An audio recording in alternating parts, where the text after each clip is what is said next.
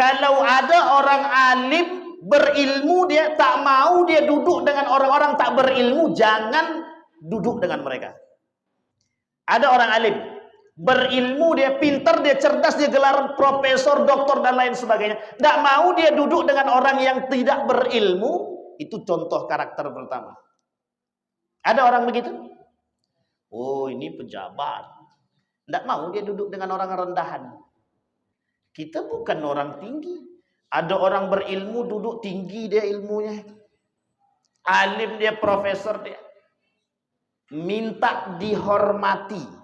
Kalau ada orang alim minta dihormati, sesungguhnya dia tidak alim. Bahasa lainnya pura-pura alim. A'udzu billahi minasyaitonir rajim. Bismillahirrahmanirrahim. Assalamualaikum warahmatullahi wabarakatuh.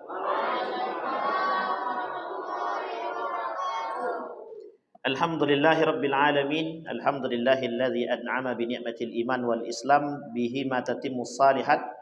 Asyhadu an la ilaha illallah wahdahu la syarikalah wa asyhadu anna Muhammadan abduhu wa rasuluhu la nabiyya ba'd. Puji syukur kehadirat Allah atas limpahan rahmat dengan mengucapkan alhamdulillahi rabbil alamin.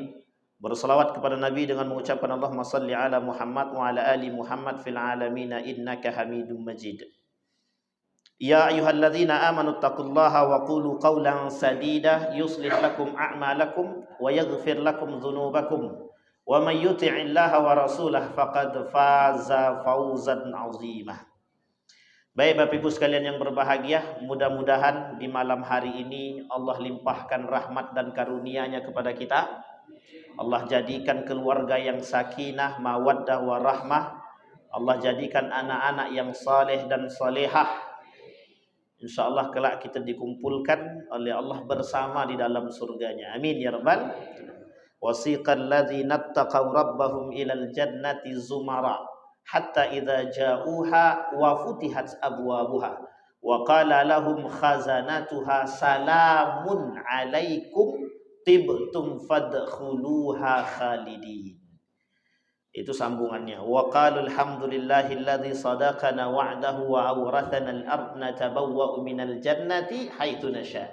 Fa ni'ma ajrul 'amilin. Nah, kelak Bapak Ibu sekalian yang berbahagia, kita akan dikumpulkan oleh Allah bareng-bareng dalam surga. Amin ya rabbal alamin. Jangan pula nanti pelit-pelitan, aku tak kenal dengan si A tuh. Nah, jadi nanti setiap orang di antara kita bisa memberikan syafaat kepada teman-teman kita, saudara kita, anak-anak dan lain sebagainya. Apalagi teman satu tempat duduk, bisa kita berikan syafaat. Tapi sebaliknya, masuk neraka juga bareng-bareng. Wasiqal ladzina kafaru. Orang-orang kafir itu masuk nerakanya zumara, bareng-bareng juga. Tinggal pilih saja. Mau masuk surga apa neraka, Pak? Mau mati apa tidak? Masuk surga mau, mati tak mau, itu tak masuk akal lah itu. Kalau surga dunia kami mau, nah itu lain cerita tuh. Baik Bapak Ibu sekalian yang berbahagia, Ustaz Fajri pagi tadi telepon karena ini jadwal beliau kayaknya, sepertinya gitu. Cuman judulnya yang gak enak gitu. Judul yang diberi sama beliau itu ulama su. Ini akhir-akhir ini itu aja yang dikaji sampai bosan, Pak. Masjid Mukminin, Nurul Yakin, Jami'atuz Zahidin, di masjid yang lain itu juga yang dibahas ulama su. Apa artinya ulama su itu Bapak Ibu? Ulama su itu artinya, ini judul yang dikasih Ustaz Fajri. Saya bilang nih ngapa Ustaz ngasih begini nih, karena mungkin sudah sering dikaji, mungkin mau dikaji lagi. Ulama su itu artinya alim, orang pinter, orang cerdas tapi berperangai buruk. Pinter dia, gelarnya profesor, doktor, magister, sarjana dia, cerdas dia, tapi berperangai buruk. Akhlaknya tak ada, adabnya tak ada. Jadi tujuannya apa? Merusak. Jadi ada orang di akhir zaman itu kata Nabi, mereka pinter tapi merusak. Artinya orangnya cerdas, ilmunya tinggi, tapi ketinggian ilmunya bukan bertujuan untuk memperbaiki, untuk menimbulkan maslahat, tapi justru menimbulkan mafsadat. Karena apa? Karena dia tak punya akhlak. Karena apa? Dia tak punya adab. Nah, saya kasih tahu sama Bapak Ibu, mungkin sebagian sudah ada yang kita mengulang saja. Ada seorang ulama besar di Malaysia, lahir di Indonesia, namanya Profesor Dr. Sayyid Naqib Alatos. Cucu Nabi atau tidak cucu Nabi, yang penting namanya itu. Karena sedang heboh nih Bapak Ibu, cucu Nabi, cicit Nabi, habaib terserah. Kalau bohong itu urusan dia. Kalau kita ikut ajalah yang baik, yang garis lurus kita ikuti, yang garis bengkok jangan diikuti lagi. Kita yang tak selamat. Prinsip hidup itu dengan ulama itu cuma satu saja. Dengan ulama itu cuma satu. Ulama itu pewaris Nabi. Kalau ada ulama yang sifat akhlaknya agak jauh melencengnya dari Nabi, itu jangan ikut lagi. Ada ulama cinta dunia, tak usah ikut lagi. Ada ustadz yang cinta dunia, jangan ikuti. Ada ustadz yang kerjaannya menjelek-jelekkan orang lain, tinggalkan. Arti tinggalkan di sini, kita masih bermuamalah dengan baik, tapi jangan ikut kajian dia. Tapi bolehkah kita mengikuti kajian? Boleh, asal kuat iman. Apa maksudnya asal kuat iman? Agar kita tak terpengaruh dengan provokasi atau provokator. Karena berat Bapak Ibu, ujian kita ini berat. Nih, saya kasih tahu lingkarannya Bapak Ibu ya. Sekarang itu kita posisinya begini. Ini orang garis lurus. Itu yang akan menyerang dia dari sekian banyak modelnya Pak. Ini kita ambil contoh. Ada ulama atau orang alim garis lurus. Dia tahu atau tidak tahu garis lurus itu dari mana? Yang pertama, kalau dia berbicara dia jalankan Pak. Yang kedua, dia akhlaknya baik. Dengan orang tua, anak kecil kita tahu dia bagaimana bermuamalah, kita nampak. Itu tandanya baik tuh Pak. Masalah di belakangnya hatinya kita tak tahu, itu tak urusan kita. Kita berikhtiar setiap orang yang kita temui itu baik. Tapi insya Allah hasil ikhtiar kita mesti dijawab oleh Allah. Kata Imam Al-Ghazali dalam kitabnya Asnaful Maghrurin, orang-orang yang tertipu, itu ada karakter. Jadi karakternya begini. Ketika kita melihat seorang yang alim dengan ilmunya, tapi baik dengan adabnya, tawaduk dengan ilmunya, itu orang soleh tuh Pak, orang baik tuh Pak, orang baik. Ada orang alim mengaku alim dia, aku ini pintar nih, itu mesti tak alim tuh. Aku ini kan orang soleh, itu mesti tak soleh tuh. Kecuali memang namanya soleh, itu lain cerita.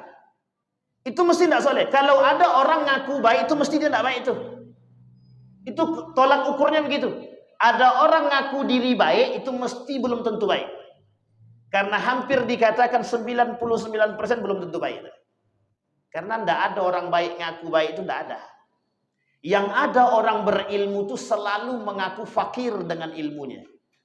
Orang soleh selalu mengaku berdosa meskipun dianggap orang soleh. Ada namanya Faid Kasani, dianggap sebagai wali pada abad ke-17. Saking tidak pengennya dipanggil wali, pergi dia mencuri rambutan. Apakah waktu itu ada rambutan? Kita anggap aja lah buah rambutan waktu itu. Jadi ketika dia mencuri buah rambutan itu atau buah itu masyarakat bukan menghakimi. Apa kata masyarakat? Kau itu pengen tidak dipanggil alim. Jadi karena engkau mencuri, semakin kami panggil engkau wali. Karena orang tahu dia orang soleh, kalau mencuri itu pasti dia paham kalau itu dosa. Alah terus kok ngapa dia mencuri? Dia pengen mencuri itu agar orang nak panggil dia alim. Bayangkan Bapak Ibu. Begitu ulama itu. Dia kalau ada orang alim soleh, dia mau dia ngisi kajian atau mengajar ngaji di musola, di musola-musola kecil, tempat terpencil bahkan, itu boleh dipertimbangkan tuh Pak. Kalau sekarang sulit mencari orang yang tenar, itu diajak ke musola itu susah. Boleh coba, ujilah. Kalau pengen nguji, tapi sebenarnya jangan pula nguji-nguji ya. Tapi begitu keadaannya. Begitu keadaannya. Nah, sekarang kita kembali masalah tadi. Kajian kita adalah ulama yang berperangai buruk. Kata Allah dalam Al-Quran begini, Watslu alaihim naba alladhi atainahu ayatina fansalakha minha fa'atba'ahu syaitan. Apa kata Nabi? Kata Allah dalam Al-Quran, dan bacakanlah kepada mereka berita orang yang telah kami beri kepadanya ayat-ayat kami, pengetahuan tentang Alkitab. Alkitab itu bukan Al-Quran. Alkitab itu apa? Injil. Tapi sebelum itu ada namanya mushaf. Sahifah. Taurat, Zabur, itu sahifah. Lembaran-lembaran. Yang kemudian dikumpul jadi mushaf namanya. Nah, kemudian kata Allah, fa'atba'ahu syaitan. Ada orang-orang di antara mereka itu yang sudah diberikan oleh Allah ayat tentang Allah, yakin dia dengan ayatnya Allah, tapi di tengah perjalanan insalakha, tergelincir atau digelincirkan oleh siapa? Syaitan. Nah, digelincirkan oleh siapa? Syaitan. Ketika mereka digelincirkan oleh syaitan, disitulah kemudian terpeleset, Pak. Terpeleset oleh setan. Kemana arahnya? Yang tadinya ke surga, tidak jadi masuk surga, ke neraka. Sekarang pertanyaannya, apa modelnya dia terpeleset oleh setan tadi? Satu, dia cinta dunia. Apa maksudnya cinta dunia? Satu, dia cinta duit. Yang kedua, dia cinta wanita. Yang ketiga, dia cinta jabatan. Nah, saya ulangi lagi Bapak Ibu ya. Wanita, tahta, harta. 3A. 3A itu harta, tahta, wanita. Butuhkah mereka? Butuh. Bisa tergelincir? Bisa. Kita ambil contoh. Kita tak sebut nama. Baru-baru ini kan Bapak Ibu udah lihat tuh. Ustadz saling pamer tuh. Pamer kekayaan 10 miliar, 12 miliar. Kenapa nggak pamer T sekalian? Triliun gitu. Sementara di sisi mereka, itu masih banyak orang-orang yang tak mampu itu. Masih banyak. Andai kata 10 miliar itu diberikan kepada orang-orang, misal orang-orang tak mampu di sekeliling itu, kira-kira bisa menyelamatkan kehidupan orang atau tidak? Nafsu, Pak. Kata Nabi dalam riwayatnya, 3 hal. Salasun muhlikat. 3 perkara kata Nabi yang akan menghancurkan umat manusia. Satu diantaranya adalah hawa muttaba. Orang-orang yang mempertuntunkan, mengikuti hawa nafsunya dan mempertuhankan hawa nafsunya. Pertanyaannya adalah, bagaimana kita bisa mengetahui orang itu mengikuti hawa nafsu dia atau tidak? Oh, kita bisa lihat. Bisa dari karakter. Bisa dari mana? Dari ketika kita meminta mereka. Misal orang alim. Kalau ada orang alim berilmu, dia tak mau dia duduk dengan orang-orang tak berilmu, jangan duduk dengan mereka. Ada orang alim, berilmu, dia pintar, dia cerdas, dia gelar profesor, doktor dan lain sebagainya. Tidak mau dia duduk dengan orang yang tidak berilmu. Itu contoh karakter pertama. Ada orang begitu? Oh, ini pejabat. Tidak mau dia duduk dengan orang rendahan. Kita bukan orang tinggi. Ada orang berilmu duduk tinggi dia ilmunya. Alim dia, profesor dia. Minta dihormati. Kalau ada orang alim minta dihormati, sesungguhnya dia tidak alim. Bahasa lainnya, pura-pura alim. Kalau ada manusia minta dihormati, berarti dia sedang berada menjadi manusia pura-pura soleh. Tidak bisa, Bu. Kehormatan, penghormatan, penghargaan bukan diminta, tapi datang secara naluri, orisinal kalau bahasa orang kampung, original kalau bahasa Inggrisnya, Pak. Tidak bisa dibuat-buat. Karisma itu tidak bisa dibuat-buat, Pak. Orang alim, orang soleh karena ini. Orang yang soleh karena kesolehannya itu dihormati dan dihargai orang karena kesolehannya, bukan karena dia mencari kesolehan itu. Bapak rajin sholat, tapi rajin sholat ingin dipanggil sebagai seorang yang rajin sholat. Ada orang ke masjid, itu cuma pengen dipanggil sebagai ahli masjid. Itu ada. Karena akhir zaman tuh isinya begitu. Kau tadi tak ke masjid, apa pula tak ke masjid? Aku setiap hari ke masjid. Itu ciri-ciri itu, Pak. Ciri-ciri itu, pengen dipanggil ahli masjid. Kalau orang ahli masjid dia, kemudian ngaku dia sebagai ahli masjid dia, ngaku dia orang paling baik di situ, itu mesti tidak soleh. Kenapa? Karena sudah terjerumus dalam talbisnya iblis. Sudah terjerumus dalam tipu dayanya iblis. Apa? Dia sudah ngaku diri dia sebagai orang yang soleh. Kembali masalah tadi. Nah, ciri yang selanjutnya itu ada orang alim yang merasa diri dia alim. Bapak Ibu sekarang kan punya televisi dan lain sebagainya, ada WhatsApp, Facebook, yang kerjaannya itu aja yang dilihat di situ. Sudah kita sampaikan di mana-mana tuh kan. Tengok ustadz ini berkelahi sama ustadz ini. Nih lihatin, ini strateginya lihatin. Tidak ada di antara mereka yang mengaku alim.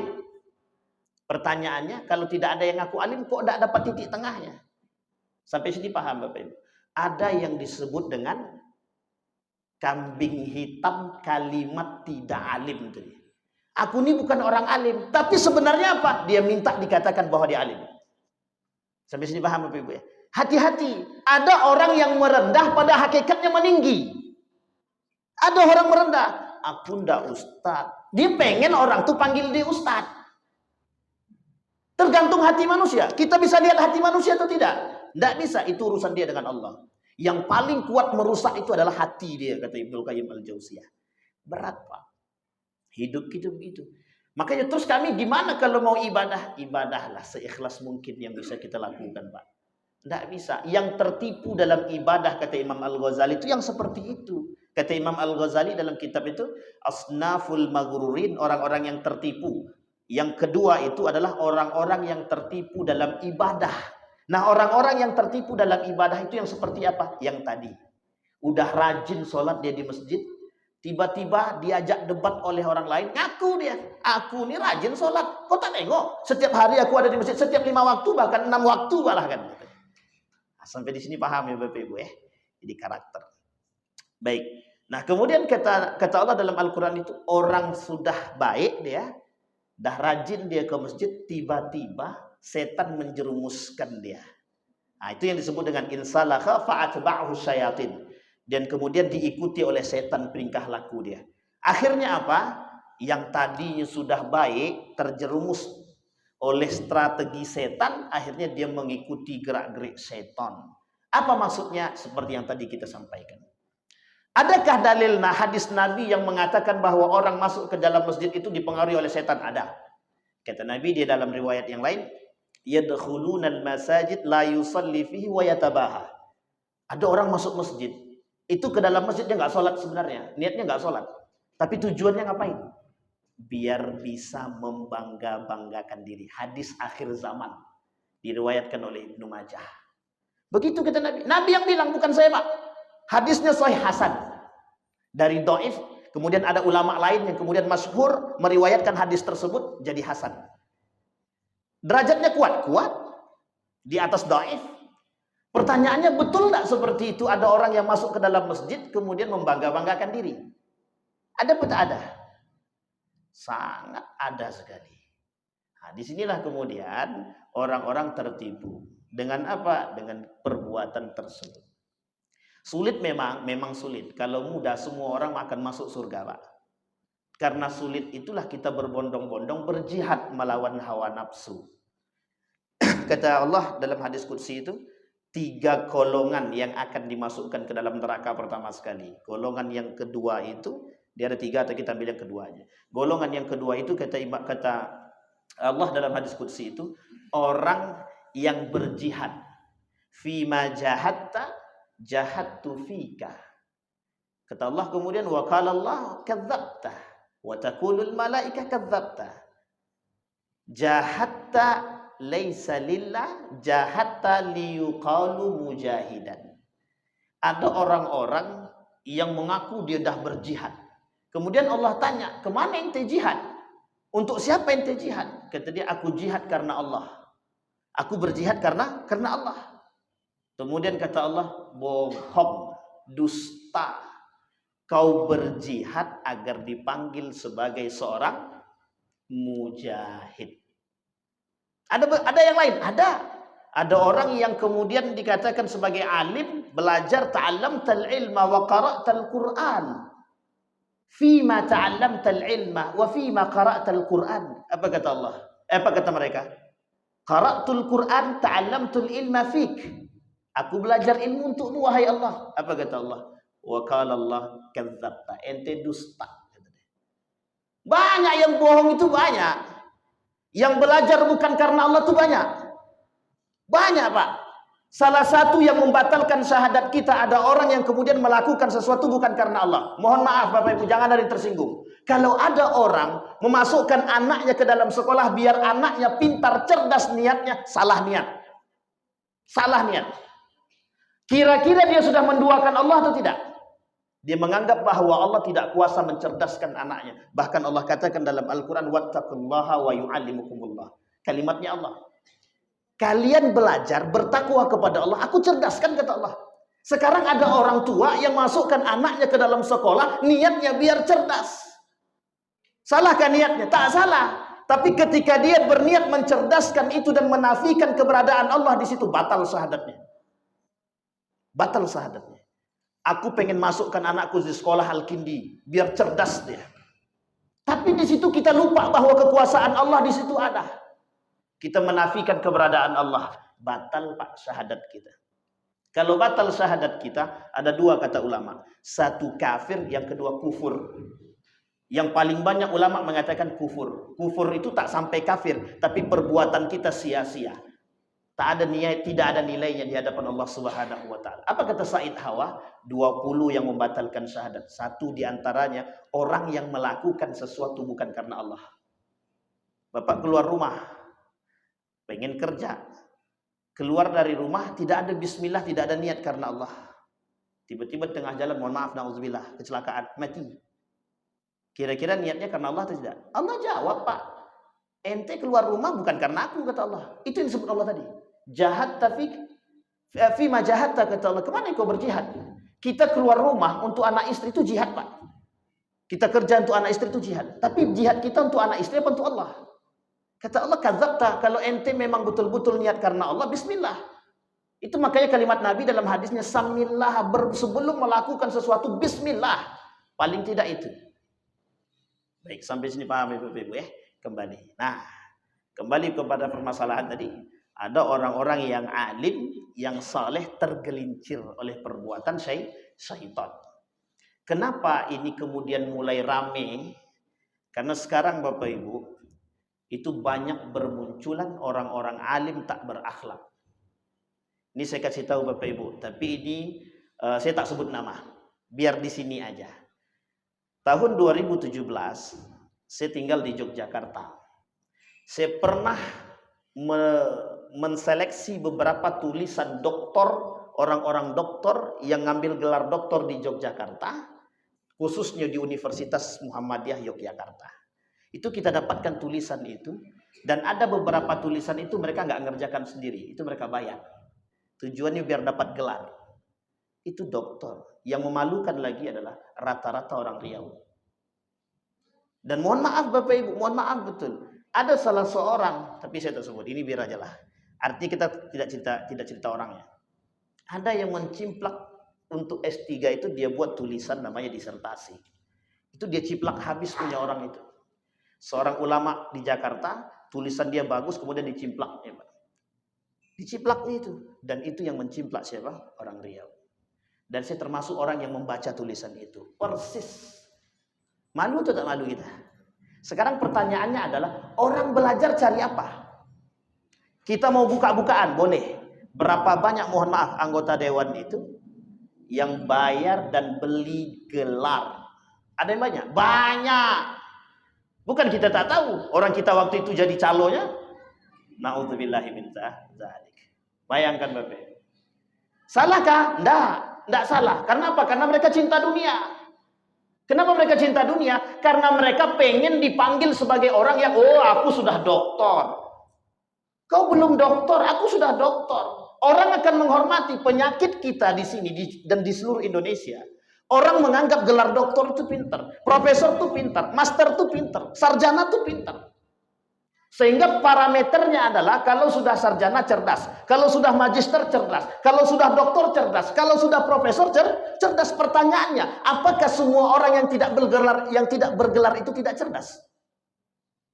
Bahkan rata-rata saat ini orang yang tidak bergelar jauh lebih berakhlak ketimbang orang yang bergelar.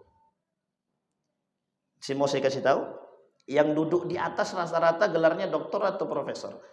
Doktor, master, doktor, profesor. Kira-kira yang tidak berakhlak kira-kira bergelar doktor, profesor atau master juga, atau tidak punya gelar sama sekali? Rata-rata punya gelar. Yang merusak itu sekarang, yang merusak sistem nilai-nilai agama Islam, bergelar doktor atau tidak? Yang mendukung LGBT itu bergelar doktor atau tidak? Yang mendukung LGBT, gelarnya doktor atau tidak? Yang percaya dengan dukun, gelarnya doktor juga atau tidak? Profesor bahkan. Sekarang alim apa tidak? Secara keilmuan dia pintar, cerdas. Pertanyaannya, keilmuannya mampu merubah akhlak dia atau tidak? Maka kata Imam Al-Ghazali, kalau dia belajar ilmu, tapi ilmunya tidak mampu merubah diri dia, tidak mampu merubah akhlaknya, orientasi dia dalam menuntut ilmu salah. Sampai sini paham ya Bapak Ibu? Jadi Bapak Ibu, kita saat ini itu sedang dicuci otak. Apa maksudnya sedang dicuci otak? Orang yang berilmu itu dalam pandangan kita adalah sesungguhnya mereka yang bergelar. Yang tak bergelar kadang-kadang kita diskreditkan. Sekarang saya tanya Bapak Ibu, ada doktor, ada sarjana yang ngisi kajian. Bapak Ibu lebih dengarkan yang doktor atau yang sarjana? Ini kita fair-fairkan aja sekarang. Betapa banyaknya pola pikir kita yang tertipu. Tapi kan dia sudah doktor, saat kita menghargai doktor dia. Yang kita hargai bukan doktornya, ilmu dan akhlaknya. Itu yang kita hargai. Kalau doktor dia tapi merusak pola pikir kita, tidak usah. Kaum liberal itu Bapak Ibu, kaum liberal itu cerdas. Kalau pengen kaya, gabung sama mereka. Kita pernah gabung dengan menjadi asisten peneliti kaum liberal. 4 juta gajinya per bulan, nggak ngapa-ngapain itu. Dana yang mereka gelontorkan 8 miliar untuk merusak kita. Dan kan Bapak Ibu, untuk merusak kita itu butuh dana. Yahudi itu butuh dana untuk merusak kita. Nah, bayangkan, cara persepsi yang sudah berubah Pak. Kita menganggap orang yang bergelar itu berilmu, yang sarjana kita anggap biasa saja. Sehingga penghormatan kita kepada mereka berbeda. Oh maaf, dia sudah doktor. Wallah, saya bilang. Disinilah kadang-kadang kita ngelus dada. Jadi orang kalau pengen dihormati harus doktor dulu. Harus doktor dulu kalau kita harus menghormati orang. Begini modelnya sekarang Bapak Ibu. Makanya mohon maaf Bapak Ibu, orang zaman dulu, jangan salah, orang zaman dulu tidak belajar. Tidak pernah belajar di universitas. Mereka belajar agama dari rumah ke rumah. Bahkan lihat ada guru, dia datang ke rumah itu. Bayangkan ketika mereka datang ke rumah guru dengan penuh keikhlasan belajar, tidak ada lampu dan lain sebagainya. Mampu menumbuhkan karakter dan akhlak yang mulia dengan ilmu yang sempurna. Sekarang, sampai gelar profesor pun tak punya akhlak. Bayangkan Bapak Ibu. Tapi kita tidak mengecam itu. Yang kita ingin angkat adalah betapa alim keilmuan itu tidak bisa diukur dengan keilmuan saja. Harus diukur dengan adab dan akhlak. Inilah sebut kenapa ada muncul di akhir zaman kata Nabi. Yang paling aku takutkan kata Nabi. Itu bukan Dajjal saja. Yang paling aku takutkan kelak di akhir zaman kata Nabi. Ulama su. Seorang ulama yang perangainya buruk. Kalau bahasa kasarnya ulama busuk. Itu bahasa kasarnya. Sampai sini paham ya Bapak Ibu ya? Baik. Nah sekarang kita sampaikan apa karakter-karakter mereka. Karakternya banyak ini Bapak. Banyak sekali karakternya. Yang kemarin sudah kita sampaikan di beberapa tempat itu. Salah satu di antaranya. Mereka bersifatkan munafik. Ada yang Islam dengan mulut, tapi hati dia tak Islam. Nah, ini saya kasih tahu. Tapi kita tidak boleh sebut nama ya. Gerakan arus liberalisme itu rata-rata gelarnya doktor, profesor. Mereka belajari Islam itu di luar, di Eropa. Balik-balik otaknya dicuci. Karena ada duit, karena ada PT. Kalau tidak ada PT juga tidak mau mereka. Tapi karena ada PT. Ketika PT datang, sudah sama mereka, ini saya sampaikan. Salah satu gerakan yang mereka lakukan adalah menjauhkan nilai agama dari kita. Kita ambil contoh. Apa contohnya? Muncul kebijakan menghilangkan pelajaran agama di sekolah. Iya atau tidak Ibu? Sudah tampak kan karakternya Bapak Ibu? Sekarang pertanyaannya, yang menyampaikan itu, yang memberikan ide itu, yang mengambil kebijakan itu muslim apa tak muslim? Sadar atau tak sadar? Sadar, tapi karena ini tadi. Makanya Bapak Ibu harus besar. PT-nya harus gadang katanya. Duitnya harus bosok kalau bahasa kampung kami. Kalau tak ada duit, ya tidak jalan. Cuman karena itu tadi. Itu satu. Pelajaran agama mulai dihilangkan. Yang kedua, ada kebijakan apa? Apa kebijakannya? Anak-anak yang di sekolah, tapi alhamdulillah kebijakan ini mungkin tidak berjalan. Anak-anak yang di sekolah agar mengikuti berdoa menurut kepercayaan setiap agama. Itu 2000 berapa? 2020 mulai rame sebelum corona, 2019. Itu rame. Ada kebijakan. Apa kebijakannya? Anak Islam, Muslim ikut doanya agama lain. Agama lain suruh ikut doanya agama Islam. Saya bilang ini bukan lagi sesat, tapi parah lagi daripada itu. Pertanyaannya sederhana Pak. Apa kata mereka? Bukankah itu toleransi? Betul itu toleransi. Pertanyaannya adalah toleransi yang sudah menembus batas akidah. Kita disuruh berdoa agama mereka. Bayangkan Bapak Ibu. Itu gerakan. Alimkah? Muslimkah? Muslim. Pertanyaannya keislaman mereka melakukan perbuatan yang tidak sesuai dengan agama. Cara mereka merusak kita begitu. Hanya karena duit. Apa kata Imam Al-Ghazali itu? Kalau tak salah saya Imam Ghazali. Kata Imam Ghazali itu, orang punya duit itu berwibawa. Orang tak punya duit, mohon maaf, siap-siap untuk dihina. Ya apa tak iya Pak? Kalau orang punya duit, mohon maaf betul. Si A tuh kaya, tuh dia yang bangun masjid. Mau setan kali dia. Kalau dia punya banyak duit, dia bangun masjid, kita hormati atau tidak? Apa kata Imam Ghazali? Orang yang berduit salah kali perkataan dia, betul kata masyarakat. Tapi maaf, itu orang yang berduit. Tapi orang yang tidak berduit, betul kali dia di hadapan masyarakat salah. Itu yang terjadi saat ini atau tidak? Bapak Ibu lihat sendiri keadaannya. Makanya wajar ketika Nabi katakan sanawatul khadda'an, nanti akan muncul masa-masa tipu daya. Yukadzibus shadiq wa yasduqul kadzib. Orang jujur penipu dianggap penipu, orang penipu dianggap jujur. Orang yang tidak amanah bisa dipercaya, orang yang percaya bisa tidak dianggap tidak amanah.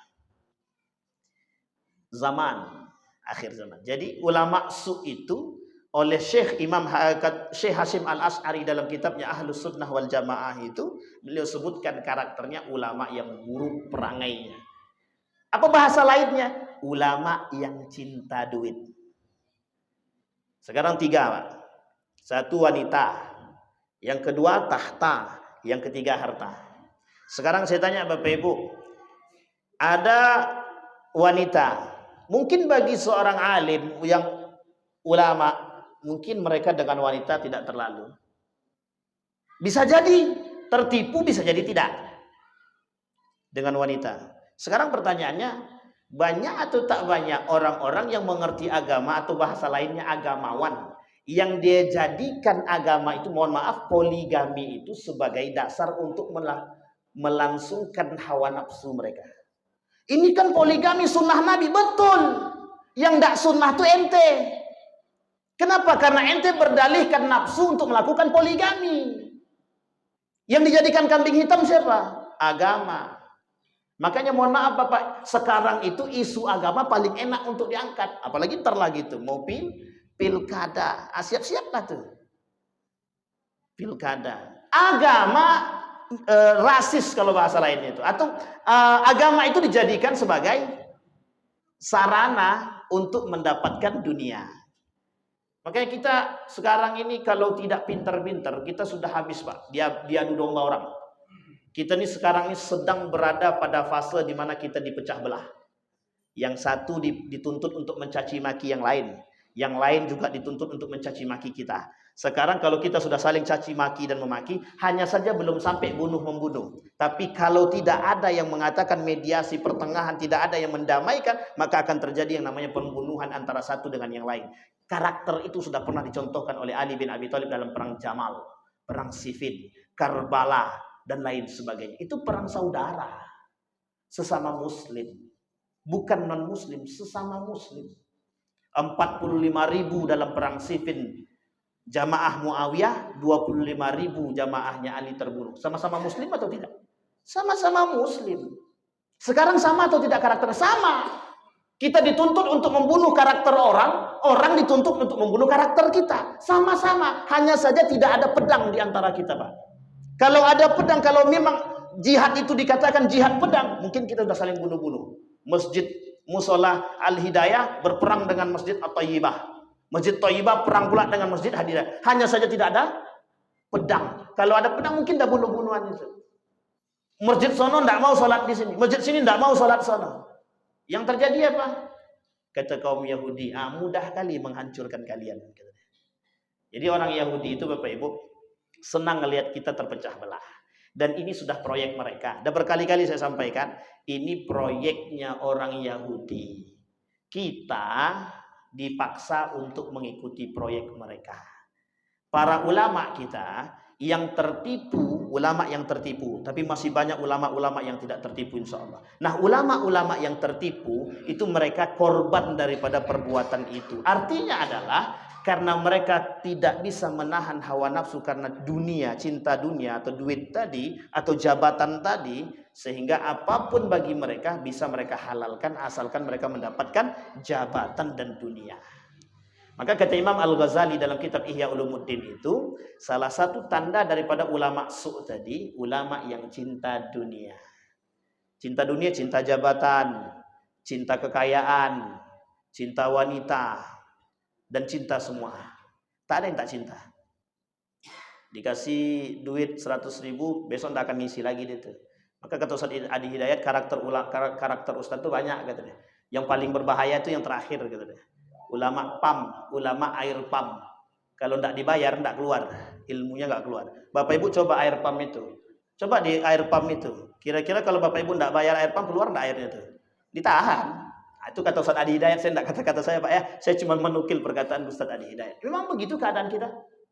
Kita mau jujur atau tak jujur ya begitu keadaannya. Hanya saja ibu-ibu, bapak-bapak sekarang ini diberikan kelembutan hati untuk tidak menyampaikan itu. Kita dituntut untuk tidak menyampaikan itu. Karena apa? Karena kita masih mencintai perdamaian. Tapi Bapak Ibu, kita perlu memberikan peringatan. Itu penting. Karena apa? Bapak Ibu kalau nasihatin Ustadz, jarang Ustadz yang mau mendengarkan. Jamaah kok mau nasihatin kami? Jamaah itu apa ngertinya? Iya apa tak iya? Ada jamaah yang mau nasihati Ustadz sekarang? Jawaban jamaah cuma satu, takut. Kami belum cukup ilmu. Pertanyaannya kalau betul itu mau cukup ilmu atau tak cukup ilmu, sampaikan. Tidak ada masalah. Yang masalah itu apa? Ada orang yang mohon maaf berilmu tak mau menyampaikan nasihat ilmunya kepada orang yang salah.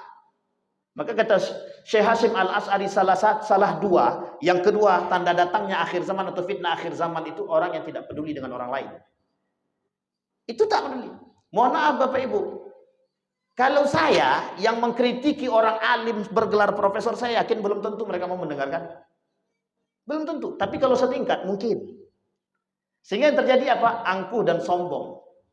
Keangkuhan dan kesombongan. Karakter yang ketiga daripada ulama su adalah angkuh, sombong, merasa paling betul.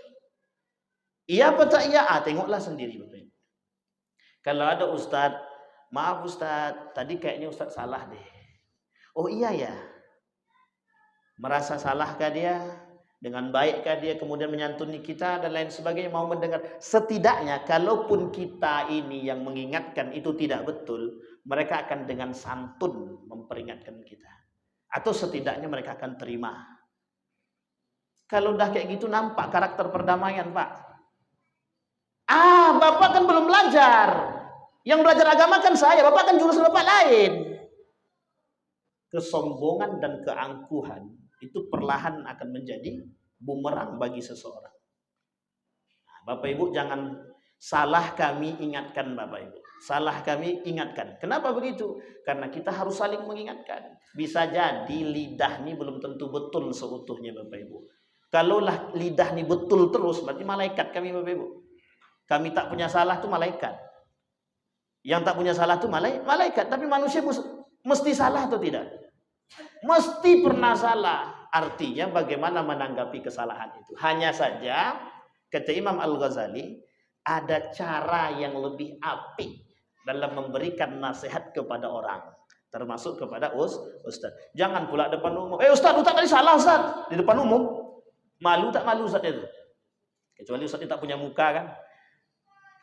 Mesti malu Pak. Artinya panggil ke belakang Ustaz, boleh ngomong sebentar. Ini kan adab. Yang kayak gini ini yang tak ada sekarang Pak. Sekarang itu caranya mengkritik lewat media. Yang itu mohon maaf betul. Kalau sampai kita mengkafirkan orang lain, membid'ahkan orang lain, salah satu karakter daripada kaum Khawarij itu at-takfir wa tabdi'. Itu karakter kaum Khawarij Pak. Sudah kita bahas di masjid Al-Mu'minin. Itu kaum Khawarij itu. Sekarang ini kata guru saya, itu tidak lagi kaum Khawarij, tapi manusia bermentalkan Khawarij. Apa maksudnya? Kebenaran tunggal, yang lain tak betul. Artinya apa? Merasa paling betul. Artinya apa? Sombong. Artinya apa? Angkuh. Sampai di sini paham Bapak Ibu ya? Nah, ini penting untuk kita pahami bersama. Nabi bilang dalam hadisnya itu, kata Nabi, kelak di akhir zaman yang muncul itu kaum Khawarij. Khawarij yang muncul. Sudah muncul, sudah. Masa siapa? Ali bin Abi Thalib.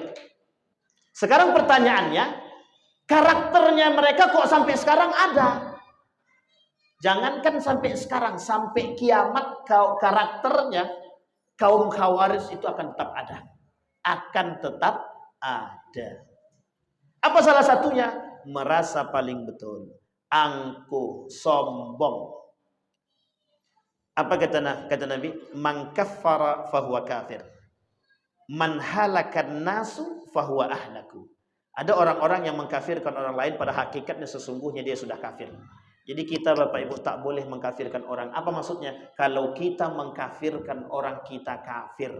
Kalau kita membid'ahkan orang, sesungguhnya kita pelaku bid'ah. Kalau kita menghancurkan orang lain, sesungguhnya kita yang akan dihancurkan oleh Allah. Makanya di sini kalimatnya adalah kita tak boleh menganggap diri kita soleh. Kita tak boleh menganggap diri kita pintar. Kita tak boleh menganggap diri kita paling baik, paling rajin ibadah. Tak boleh Bapak Ibu. Hati-hati dengan kalimat tersebut. Yang keempat, ada kelompok ulama su dengan ciri-ciri mendistorsi ayat-ayat Allah untuk kepentingan diri sendiri. Ini ada, ini banyak. Mungkin maksudnya distorsi itu gini. Dia gunakan ayat itu untuk kepentingan diri dia pribadi, dengan catatan dia mendapatkan dunia. Kita ambil contoh. Boleh enggak suap menyuap? Tak boleh. Tapi ada ustadz yang suap menyuap. Kalau dia boleh. Sampai sini paham maksudnya Bapak Ibu ya? Ada orang yang mengatakan kalau suap itu haram. Enggak boleh suap itu. Agama yang kata enggak boleh suap. Tapi kemudian muncul ada orang yang kemudian boleh suap pada kondisi terjepit. Padahal yang di dalam itu adalah orang-orang yang sesama muslim. Kalau ada orang yang menghalalkan suap pada kondisi yang tidak genting, yang tidak sewajarnya, atau yang tidak menganggap itu tidak normal, maka sesungguhnya dia sudah melakukan hal demikian. Artinya apa? Dia gunakan dalih darurat atau darurat untuk menghalalkan yang haram. Sampai sini paham Bapak Ibu? Tidak ada kasus suap di Indonesia ini saat ini dalam kasus darurat itu tidak ada. Tidak ada. Ar-rashi wal murtasi, yang menerima suap dan yang menyuap sama-sama di neraka. Nah, tapi mesti kalau ada yang bilang Ustaz boleh ngambil tapi tinggalkan orangnya, itu lain cerita. Pembahasannya masuk dalam pembahasan yang lain. Pembahasannya bisa saja kita masukkan dalam pembahasan maqasidus syariah. Artinya, kalau ada yang menghancurkan Islam, masa kita nggak boleh menghancurkan mereka? Nah, itu masuk dalam kategori demikian, Bapak Ibu. Namanya hifzuddin, menjaga nilai-nilai agama. Boleh, tak ada salah. Sampai sini paham ya Bapak Ibu ya? Baik. Ada orang-orang yang jadikan ayat Al-Quran. Contoh, riba haram atau tak haram? Haram. Kata majelis ulama, bunga bank itu masuk dalam kategori riba. Majelis ulama Indonesia, bukan saya kata. Kata majelis ulama Indonesia, bunga bank itu masuk kategori yang haram. Ada kemudian orang-orang yang kemudian berpatokan tidak kepada itu, kemudian dia kata halal. Kenapa? Karena dia main di situ. Sampai sini paham Bapak Ibu? Ada orang-orang yang bermain di situ kemudian dihalalkan. Oh, menurut si A itu dia tidak halal, sehingga dia mencari yang tidak halal, mencari yang menghalalkan, yang membolehkan. Ini kondisi ini saya rasa kondisi yang pernah saya lakukan, yang kami terima. Dulu Bapak Ibu ada namanya pelaku investasi bodong. Jadi ketika pelaku investasi bodong ini Bapak Ibu di salah satu daerah di di Riau ini, ketika masyarakatnya kita bilang investasi itu haram, kata saya. Itu jelas enggak jelasnya dan hukumnya haram. Apa jawaban mereka? Jawaban jamaah itu begini. Ustadz itu main kok. Pertanyaannya kalah tenar Pak kita. Kita kalah tenar. Karena kita tak tenar, ustadz yang main itu tenar, kira-kira mereka ikut yang ustadz tenar atau tidak tenar? Nah, yang tenar apa? Aku kencang lah suaranya. Bayangkan Bapak Ibu. Ya karena apa? Karena kita tidak tenar. Kalau kita tenar mungkin mereka ikut-ikut. Tapi karena kita tidak tenar, ya harap maklum aja lah. Makanya Bapak Ibu, yang ingin kita rubah pola pikir kita adalah sewajarnya memandang seseorang, tapi kita juga tidak boleh berlebihan dalam mendiskreditkan orang lain. Tidak bisa. Makanya kita jangan tiba-tiba ngecam orang, nampak setiap hari dia perokok dia, kemudian peminum khamar dia, sudah kita caci maki dia langsung. Belum tentu Pak, orang yang tidak merokok atau tidak minum khamar itu masuk surga duluan, itu belum tentu. Makanya kata Imam Al-Ghazali, itu bisa jadi orang peminum khamar tadi, sebelum dia mati dia tobat. Orang yang berdosa sebelum mati dia tobat, Allah terima tobatnya langsung masuk surga. Kita masih ngantri Pak. Ngantri apa? Ya betul tak ibadah kita diterima atau tidak sama Tuhan? Jangan-jangan kita ibadah cuma pengen dipanggil alim. Sampai di sini paham ya Bapak Ibu ya? Baik. Nah, itu karakter. Nah, yang terakhir sebelum kita tutup. Ada ulama yang memanipulasi kebenaran demi mendapatkan keuntungan duniawi yang sedikit. Memanipulasi kebenaran. Ah, ini banyak nih. Ini banyak. Ini susah juga kalau ngomong ini. Takut bermasalah nih kan. Boikot produk Israel gitu ya. Boikot produk Israel gitu. Majelis Ulama Indonesia memboikot produk Israel. Dan fatwanya keluar. Kata MUI, fatwanya sudah keluar dan haram. Haram arti kata kalau kita mengkonsumsi produk-produk yang Israel. Yang uniknya lagi, Masjid Istiqlal buka puasa dengan dana bantuan dari McD. Sakit enggak hati Bapak Ibu? Artinya maksudnya begini. Maksud kita adalah, ya di satu sisi sekian banyak para ulama yang kemudian mengatakan boikot produk Israel, tapi satu sisi kira-kira di antara Masjid An-Nur dengan Masjid Istiqlal lebih didengar Masjid Istiqlal atau Masjid An-Nur? Ini bukan adu domba ya, jangan salah paham. Bukan. Artinya untuk suara yang didengar. Jelas Masjid Istiqlal. Pertanyaannya adalah, kalau Masjid Istiqlal saja, mohon maaf, kalau masjid itu kemudian melakukan kerjasama dengan McD untuk buka puasa, kira-kira yang lain akan mengatakan apa? Oh, tidak perlu berarti kita boikot produk Israel. Ini muskilah kita Pak. Makanya mohon maaf, kenapa Israel masih bisa koar-koar? Satu sisi, yang makan di tempat Israel itu masih banyak. Dan itu muslim atau tak muslim? Pertanyaannya, mereka membenarkan boikot atau tidak? Tidak. Kita yang membenarkan pemboikotan, mereka tidak. Yang duduk di KFC itu rata-rata berjilbab atau tak berjilbab? Muslim atau tak muslim? Muslim. Yang duduk di Starbucks itu muslim atau tak muslim? Mohon maaf, yang parahnya lagi, pejabat duduk di sana. Pejabat kok yang duduk di sana. Muslimkah mereka? Muslim. Harusnya mereka mengambil kebijakan, tapi mereka melakukan. Artinya adalah kebenaran yang, makanya disebut dengan kebenaran itu sekarang itu nisbi. Artinya kebenaran itu relatif. Apa maksudnya kebenaran relatif? Bagi kita betul, bagi dia tak betul. Sebagian orang kemudian menganggap betul pemboikotan, sebagian lagi tidak. Dan ini muskilah bagi kita Bapak Ibu. Masalah. Ada orang-orang yang kemudian memanipulasi kebenaran. Kita ambil contoh yang lain. Yang paling berbahaya lagi. LGBT. LGBT itu dah jelas tuh. Allah sebutkan itu bagi kaum ancaman. Ketika Allah menurunkan azab bagi kaum Lut. Itu dah jelas Pak. Ada kelompok-kelompok yang memang mohon maaf itu mendukung LGBT. Dengan dalih apa? Mereka kata bahwa orang-orang LGBT itu berhak mendapatkan haknya. Mau dia nikah sesama jeniskah terserahlah. Yang penting itu haknya dia. Jangan salah. Apakah yang mengatakan yang membela mereka ini muslim? Muslim. Bahkan ada di antara mereka yang S1, S2, S3-nya doktor di bidang Al-Quran. Mereka sendiri yang menjaga mereka. Wah. Ini sudah kita ceritakan juga di beberapa masjid yang lain. Bapak Ibu kalau datang ke Jogja itu ada namanya pesantren waria. Itu didukung. Yang mendukung pesantren waria itu salah satunya adalah orang-orang yang bergelarkan yang lulus daripada studi Al-Quran. Ya mungkin yang tidak lurus lah kalau bahasa kita. Tapi kita tidak mengatakan mereka tidak lurus secara apa, tapi pemahaman. Artinya bukan karakter tapi pemahaman. Mereka itu sebenarnya butuh satu Pak. Butuh duit aja. Cuman masalahnya dampak dari perbuatan mereka adalah mereka sudah merusak pola pikir masyarakat. Bahaya atau tak bahaya? Sekarang saya tanya, apa maksud bahaya di sini? Maksud bahaya adalah orang yang mengerti agama akan dipandang oleh manusia dan manusia akan mengikuti mereka. Salah atau betulnya yang mereka lakukan akan diikuti oleh jamaahnya, Pak. Salah atau betul jamaah akan ikut. Kita ambil contoh yang nelpon Tuhan, berapa banyak jamaahnya itu? Ribuan. Pertanyaannya adalah, mungkin gak akan telepon Tuhan? Kalau bisa saya belum mau tuntut ilmu Pak. Artinya ini ladang dakwah kita kan. Ladang dakwah. Bayangkan.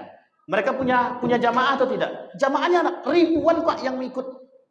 Pertanyaan kita adalah, di mana kesalahannya? Kesalahannya ada pada siapa? Kepada kita bagi para da'i. Kepada kita bagi yang mengerti agama. Apa masalahnya? Masalahnya adalah orang yang mengerti agama ketika mereka tidak tahu orientasi daripada agama tersebut, akhirnya bukan menuju kepada surga tapi justru mengantarkan kepada neraka. Apa yang dikatakan Nabi terakhir, apa yang dikatakan Nabi dalam hadisnya itu, nanti kelak di akhir zaman kata Nabi, du'atun ila abwabi jahannam. Kelak nanti di akhir zaman ada dai-dai yang akan mengajak ke dalam neraka jahanam. Itu nantilah kapan-kapan kita jelasin kalau kita ketemu lagi. Insya Allah. Saya kira itu saja Bapak Ibu, mudah-mudahan bermanfaat bagi kita semua. Mudah-mudahan ada baiknya bagi kita. Mudah-mudahan kita terhindar dari fitnah akhir zaman. Mudah-mudahan kita mendapatkan ulama-ulama yang tidak su'. Kita doakan para ulama kita agar mereka terhindar dari perbuatan-perbuatan yang tercela, ilmu yang tidak bermanfaat, agar mereka menjadi orang-orang yang dijaga oleh Allah Subhanahu wa taala. Fa'tabiru ya ulil absar la'allakum tuflihun. Assalamualaikum warahmatullahi